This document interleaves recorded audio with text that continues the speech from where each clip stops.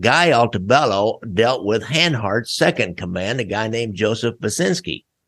Altabello would provide the names, addresses, car descriptions, and license numbers and schedules of the various salesmen that called on his son. How to rob a jewelry salesman. I happened to see on Facebook this morning, Mike Byrne up in Chicago puts out Chicago Tribune articles, and he put one out about William Handhardt and some of his jewelry theft gang. He had a big gang of Chicago outfit, kind of a lot of associates and professional criminals up there that went around robbing jewelry salesmen in jewelry stores. So how to rob a jewelry salesman. In every major American city, jewelry salesmen ply their trade by the hundreds of thousands throughout the country, carrying jewelry samples around in jewelry salesman cases and call on independent jewelers.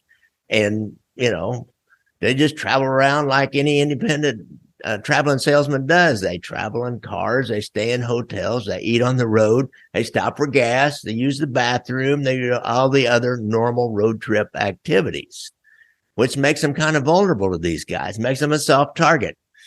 The professional jewel thief needs intelligence on these guys, though. So when the FBI broke up this jewelry theft ring of Chicago Police Superintendent William Handhardt, a lot of these trade secrets were revealed. Now, we kind of knew what they were, but we got some solid information when they took this whole crew down.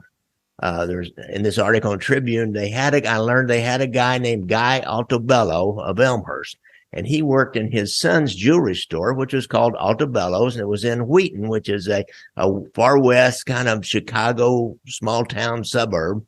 And Guy Altabello dealt with Handhardt's second command, a guy named Joseph Basinski. Altabello would provide the names, addresses, car descriptions, and license numbers and schedules of the various salesmen that called on his son or his son's store. He could even give them an approximate time of how long they would be in the Chicago area and when they came and when they might come back. An example of this was real specific was one day in 1996, Altabello passed along the description of a salesman's rental car that called on his store that day. Handhart then used a police subordinate, he called a sergeant, it's Commander Handhart, would you find out about this car? It's a rental company car. So they found out everything they could from the rental company, and they got more of a fix on the guy. And then they started trying to find the guy to see where he goes next or where he's staying, what hotel he's in. And they know that he's going to have maybe $100,000 worth of jewelry or less or more, but he's going to have a lot. Now, when they took this down, they arrested this Joseph Basinski, and he was carrying around, he had a case of some kind, and they found descriptions of salesmen, car descriptions, home addresses, hotel names that these various salesmen would stay in, telephone numbers, and other detailed information about travel schedules. And he had it for on more than 100 different salesmen.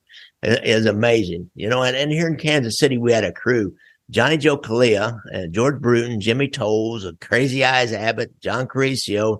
They formed up this crew. Now, they all didn't go on every score, but if they got a score going and got some information, then they would, get together and they had people in the jewelry business. I can tell you that right now. I know one time our guys caught Johnny Caricio and Johnny Joe Calea shadowing a jewelry salesman in an exclusive shopping area called the Plaza. These guys were just down there goofing around. They didn't really have a plan on what they were doing. They were just driving through, probably looking at the girls. It was a sunny day. I can't remember. And they see Calea and Caricio and looked like maybe another guy. They couldn't tell exactly who it was. And they seemed to be like focused on a guy parking and going into a store, a jewelry store.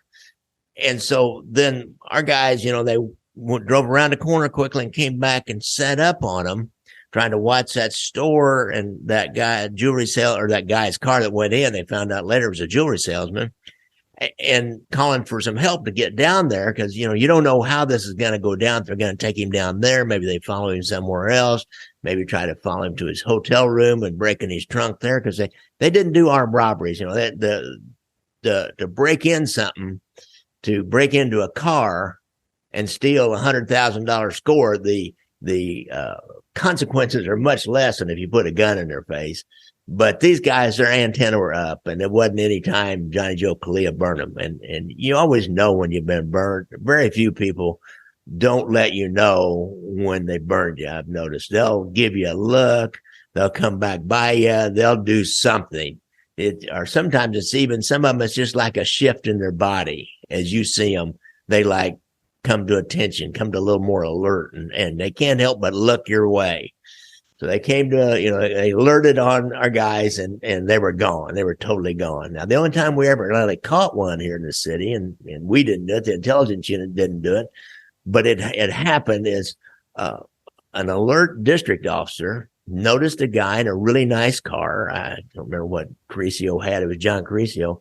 Really nice car walking out into a vacant lot where a lot of other crap was thrown out there and throwing something down.